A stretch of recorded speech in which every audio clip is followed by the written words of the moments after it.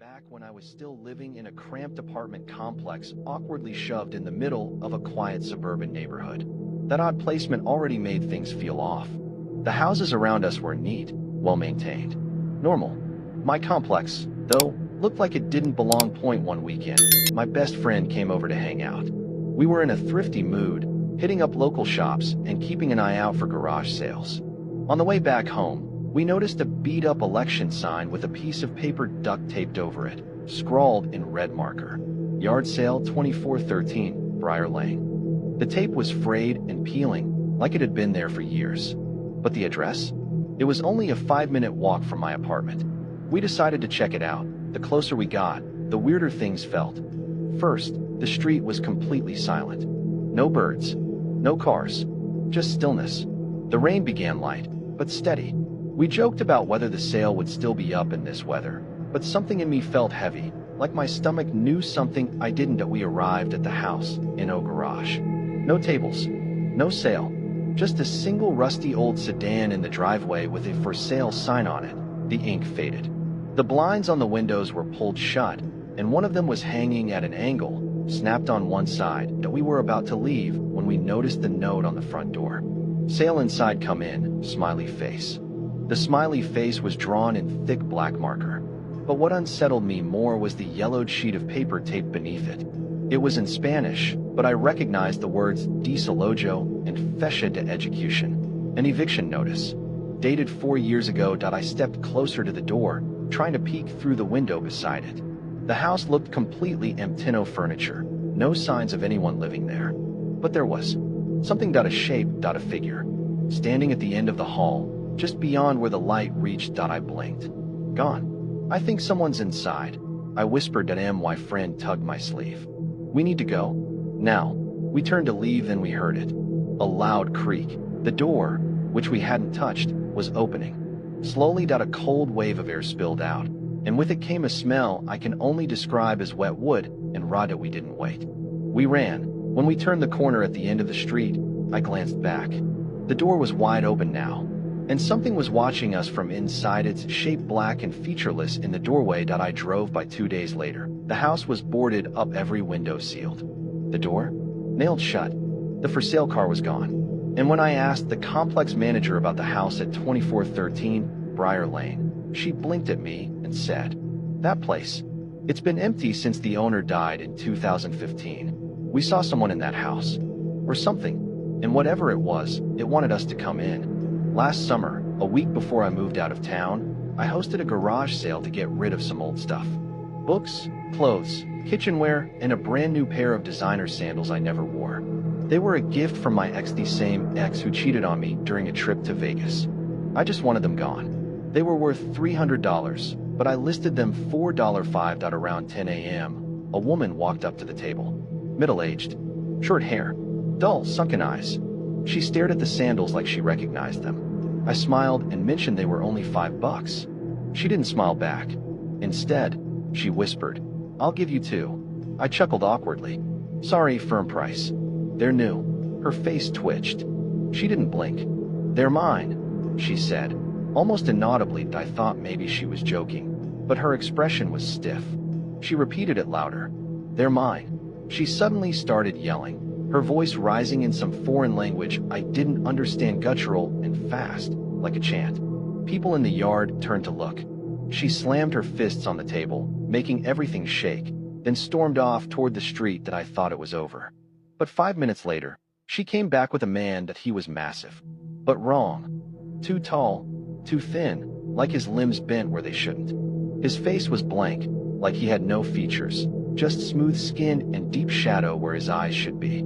The woman pointed at me. "She has them," she hissed. The man took a step forward. I backed away, clutching the sandals to my chest. "You need to leave," I shouted. They kept coming. I was frozen until a neighbor ran over and stepped between us. "Phone out, recording." "Leave her alone," she yelled. The moment the phone came up, both of them stopped like statues. Then they turned and walked away. Not ran. Floated. Backward. Without turning. I didn't sleep that night. The next day, I found muddy footprints in my backyard. Small ones, and a pair of larger ones. They stopped right under my window. I threw the sandals away. But they came back 2 days later. They were on my kitchen table wet, like they had just been worn in a storm. I live in an apartment now. No more garage sales, but every now and then, I wake up to find the sandals at the foot of my bed, and sometimes I hear soft whispering in the dark. They're mine. I had been planning my garage sale for weeks. Old furniture, clothes, kitchen stuff all spread across the driveway. My PS4 was the centerpiece, sitting on a crate like a forgotten relic. I wasn't sure I even wanted to sell it, but I figured if someone offered a high enough price, I'd let it go. People came and went all morning. One woman stood out. She was dressed like she didn't belong at a yard sale. A wide sun hat covered most of her face, and oversized sunglasses hid her eyes. She hovered near the PS4, asking in a monotone voice if it still worked. I said yes. She didn't respond, just stared. Eventually, she offered me $10. I laughed nervously. Sorry, it's not going for that low. She didn't move, didn't blink, just whispered, "You'll give it to me later." Then she turned and walked off slowly, like she was gliding. I tried to shake it off, told myself she was just a weirdo. But I couldn't ignore how uneasy I felt. The sale ended around 5 p.m. I packed everything up and brought the PS4 back inside at 2:47 a.m. I woke up to the sound of plastic shifting. I sat up. My room was pitch black, but I could hear a faint click, click, click. The sound a PS4 controller makes when someone moves the thumbstick. The console was on, but I hadn't turned it on. I got out of bed, heart thudding. The TV screen was static, just snow. I unplugged everything. Told myself it was just a glitch. Maybe a power surge. The next night, it happened again. This time, the sound woke me up at exactly 2:47 a.m. I didn't unplug it. I just sat up and watched. The PS4 was glowing faintly. The controller was moving in its own. Then I noticed the front door was cracked open. I hadn't left it like that. I ran over and slammed it shut, bolting the locks. When I turned back toward my room, I saw something just before the lights flickered. A woman, standing next to the PS4. Her sun hat tilted back. Her sunglasses gone. Her eyes were empty. Just two dark holes. "It's mine now," she whispered.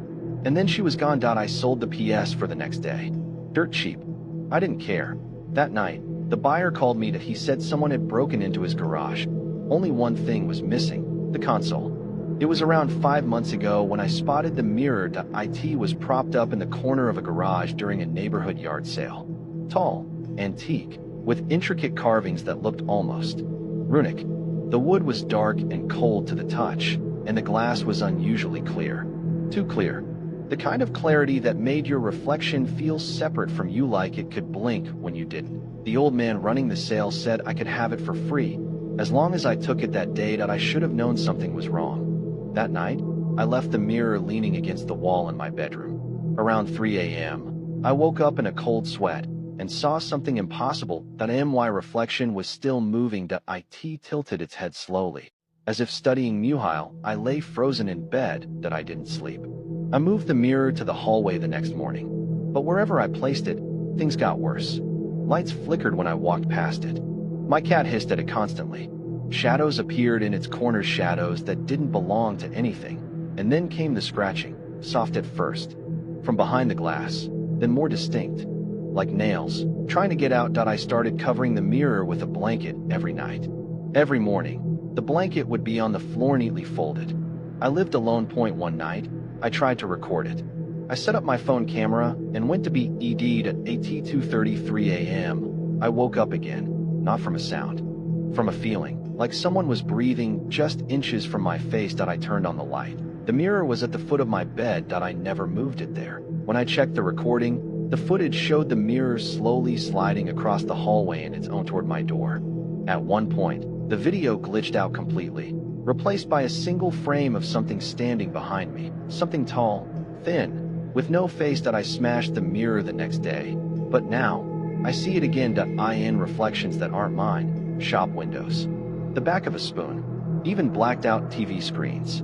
Always the same figure, tall, watching, still, and sometimes, I hear it whispering, from behind the glass, "You broke the mirror." Now I'm free. It happened just a few months before COVID hit. My wife and I were out in California, hunting for estate sales like we often did. One Saturday morning, We followed a series of handwritten signs that led us to a crumbling house in a forgotten corner of town-dead grass, cracked driveway, and windows that looked like they hadn't been opened in decades. That it wasn't the kind of place you expected to find anything worth buying. But we went in anyway. The living room was bare, dusty. A woman near the entrance nodded silently as we walked past her. Her skin was pale, her eyes distant. I assumed she was family. I wandered toward the back of the house, while my wife stayed near the front. That's when I found the room. It was filled with Christmas decorations, but not your usual cheery stuff.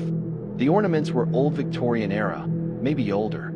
Faded Santas with hollow eyes, angels with broken wings, garlands made of thin wire, and old teeth. 5 tables in total, each covered in neat rows of ornaments. The lighting in the room was dim, but one table had a single red bulb flickering above it. That's where I saw the bells. Dozens of tiny red bells, arranged in a perfect spiral. I leaned in to get a closer look, and one of them rang. I hadn't touched it. Then another rang, and another. Suddenly, all the bells began to shake violently, but nothing else in the room moved. Not the garlands, not the other ornaments. Just the bells. I backed away, breath catching in my throat. That's when I heard a voice behind me. She only rings them for those who stay too long. I turned. An elderly woman stood in the doorway, wearing a tattered red sweater. Her face was strange, blurry, like smoke trapped behind glass. She smiled without showing teeth. She liked her collection, you know. Wouldn't even let us pack them when they took her. I tried to respond, but my voice caught. I looked back at the bells. They had stopped. When I turned around again, she was gone. I left that room fast, found my wife, and told her we were leaving. At the front, I asked the cashier about the woman in red. The girl blinked. "No one else is here but you and your wife," she said. She showed me a photo. The woman from the back room, dead. 2 years ago, her name was Eleanor. They found her in that very room, surrounded by those same red bells. That night, I woke to the sound of bells ringing, soft at first, then louder. Closer. I sat up, drenched in sweat. There, on my nightstand, sat one of the red bells. I never brought anything home. I never bought.